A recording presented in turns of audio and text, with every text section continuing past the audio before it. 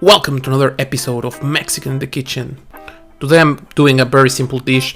Basically I have a pan here, it's already hot, it's on a 3 or 4 out of 6, so it's medium high fire. And I'm going to just throw in there some canola oil. I'm adding 1 large chopped onion. I'm adding also 3 or 4 garlic cloves, all chopped. And we're gonna let this cook for a bit, not very long. After 1 or 2 minutes, I'm going to add this grounded meat I have. You can use whatever variety of grounded meat you want. Of course, if you use one that has only beef or mainly beef, it's gonna be a bit nicer, but it doesn't really matter. Just use whatever meat you have or you like. And I'm going to mix everything nicely. I want the meat and the onions, garlic to cook at the same time.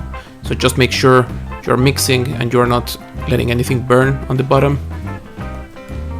At this point I'm going to add some salt and I'm also going to add some black pepper.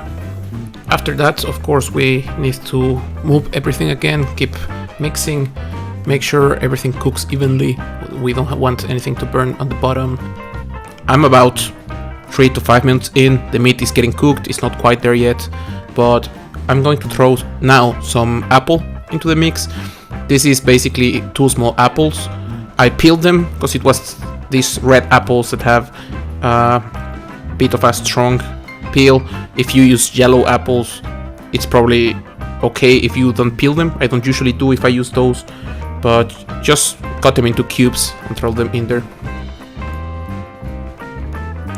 In addition to the apples, I'm also adding some raisins. The raisins are a bit there and there because a lot of people don't like them. You can skip them if you want, but I think they bring a really nice flavor to this mix. You will get the strong flavor of the meat, the onions, and then the apple is a very soft.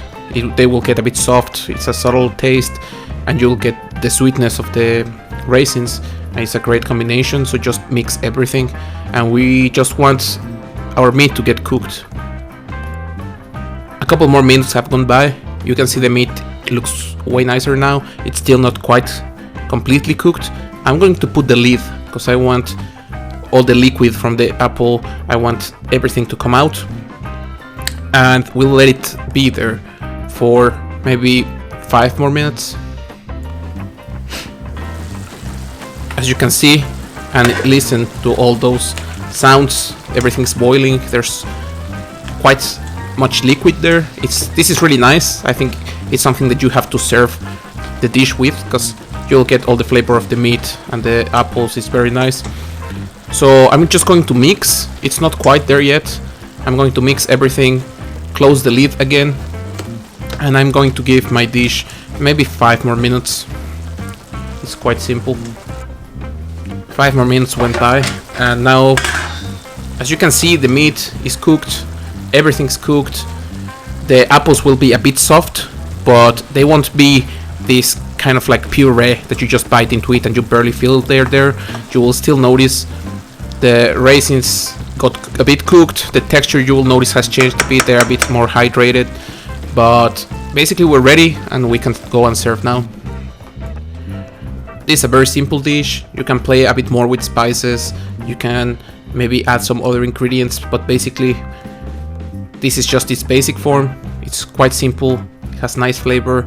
If you have some leftover apples, here in Finland at least, there's a season when there's apple everywhere. This is a really nice option. This is how I make this stuffing kind of dish. I think it's very simple, very easy. Some people use it to stuff turkey or chicken and just put it into the oven, you know. And I think my aunt got this idea from chiles en nogada. It's a traditional dish we make in my city. It's only a seasonal thing, and it's basically poblano pepper stuffed with fruits and meat, some sauce on top. But this is a very simple dish, takes you maybe 15 minutes tops. Just like chop everything, put in the pan, and you can serve with mashed potatoes, with maybe rice, anywhere you like. So try it at home, hope you like it. Press like, subscribe, all those things, and see you in the next one.